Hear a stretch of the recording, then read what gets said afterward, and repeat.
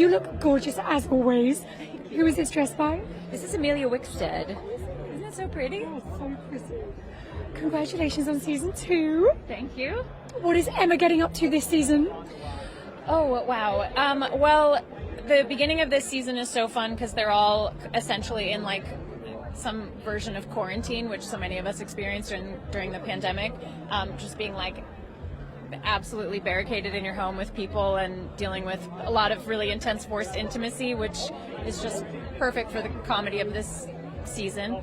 And they're all getting really stir crazy and having a lot of fun, and it was really fun to shoot because all the actors got to finally like cross worlds, and yeah, it was fun. I hear you had a really interesting first meeting with Arnold. Tell me about this.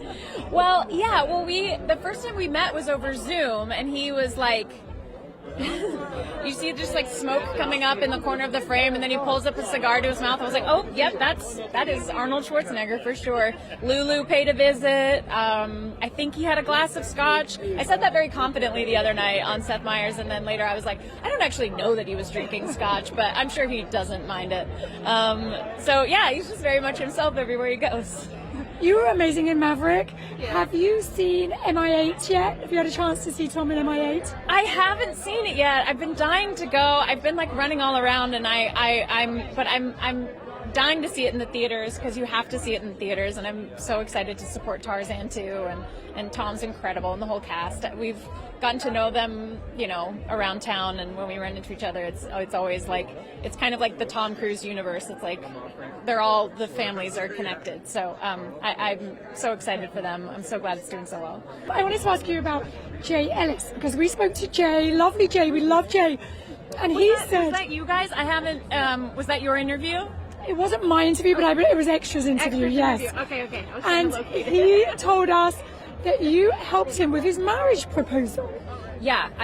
Apparently. It was in 2018, so I don't really remember this. I do remember a lot of excitement because we knew he was going to propose to his now wife, and we were all just like really excited for him. And I think, he was riffing some pretty daring ideas that didn't feel particularly romantic or maybe her taste level. So I think, workshopped some ideas with him. You're being very sweet, because didn't you tell him his idea was the stupidest idea ever?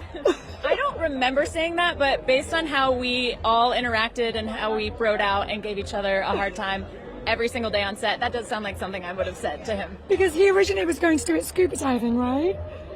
Yeah, it does sound familiar that he said something about going underwater, and for me, the idea of being surprised underwater is just like deeply dangerous. So I was like, don't do that. And then someone mentioned the other day that like he could have lost the ring in the water.